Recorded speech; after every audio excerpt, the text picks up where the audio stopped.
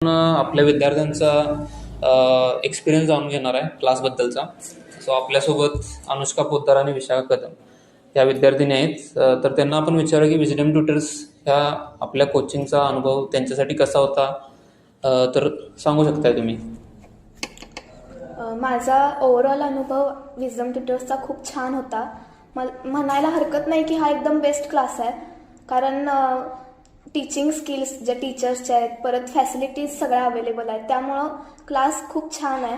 आणि पहिला कुठल्या पण क्लासमध्ये आपण ॲडमिशन घेत असताना आपण पहिला विचार करतो फीजचा. तर फीज पण एकदम रिझनेबल आहेत की सगळेजण ते अफोर्ड करू शकतात.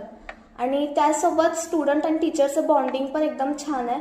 आम्ही प्रत्येक विद्यार्थी आणि विद्यार्थिनी दोघं पण सरांना कधीही मेसेज करू शकतात, त्यांचे डाऊट क्लिअर करू शकतात. त्यामुळं आम्हाला त्याचा पण फायदा झाला की आम्ही कधीही अभ्यास करायला बसलो आणि आम्हाला काही कळालं नाही तर तो आम्ही मेसेज करू शकतो आणि सर आम्हाला लगेच रिप्लाय देतात. त्यामुळं ते आम्हाला खूप चांगलं झालं.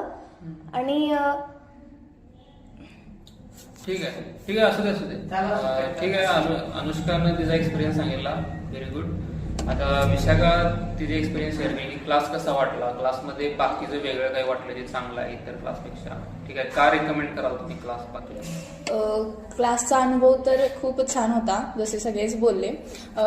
बऱ्याच गोष्टी आहेत डिस्कस करण्यासारख्या क्लासबद्दल, ज्या बाकी क्लासेसपेक्षा चांगल्या वाटल्या मला. प्रत्येक सब्जेक्ट वाईज किंवा लेसन वाईज ज्या टेस्ट व्हायच्या, त्यामुळे खरंच प्रत्येक कन्सेप्ट क्लिअर व्हायची. आणि 12वीपर्यंत आता कितीतरी स्टुडंट्स असे होते जे मराठी मीडियममधून आलेले होते, त्यांच्यावर सुद्धा सरांनी कधी त्यांना वीक समजलं नाही. त्यांच्यातल्या सुद्धा स्ट्रेंथ कसा ते बिल्ड करू शकतात यावर जास्त फोकस केला. आणि प्रत्येक स्टुडंटच्या ज्या विकनेसेस आहेत, मोस्टली क्लासेसमध्ये जे स्ट्रॉंग स्टुडंट्स असतात स्टडीमध्ये, त्यांच्यावर जास्त शिक्षकांचा फोकस असतो असं मला तर मी बघितलंय कित्येक वेळा.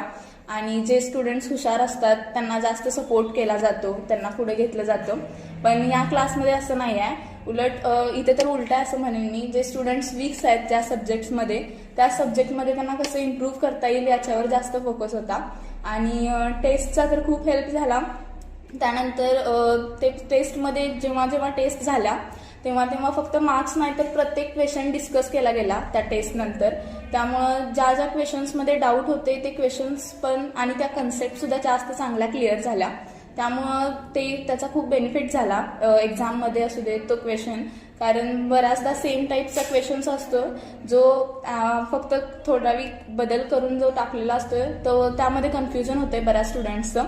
पण कन्सेप्ट जास्त चांगल्या क्लिअर असल्यामुळं तसं झालं नाही आणि त्याचा बेनिफिट झाला. कारण यावेळेस इकॉनॉमिक्स आणि लॉचा जो पेपर होता तो थोडासा त्या पद्धतीचा होता, त्यामुळं या क्लासमुळे त्याचा खूप बेनिफिट झाला. बाकी स्टडीच्या बाबतीत तर खरंच म्हणेन मी, दोन्ही फॅकल्टी मेंबर्स जे होते ते खूप छान होते. कारण त्यांचा एक्सपिरियन्स होता जो फक्त बुकमध्ये नाही पण रिअली लाईफमध्ये किंवा इंडस्ट्रीमध्ये जसं काम असतं, रिअल काय काम आहे, रिअल कसं असतं स्टडी आपला, काय आपलं काम असणार आहे, हे आम्हाला जास्त चांगलं समजलं. आणि त्यामुळे बेनिफिट होतोय खूप जर रिअली इंडस्ट्रीमधला एक्सपिरियन्स वगैरे असेल तर. आणि जसं सोहम सर रँकर आहेत फायनलमध्ये, आणि त्यामुळे त्यांना सुद्धा बरंचसं नॉलेज आहे जर स्टडीबाबतचं. आणि मोस्टली टेक्निक्स ज्या होत्या टीचिंगच्या त्या खूप छान होत्या बाकी शिक्षकांपेक्षा असं वाटलं मला. त्यामुळे खूप छान होता एक्सपिरियन्स.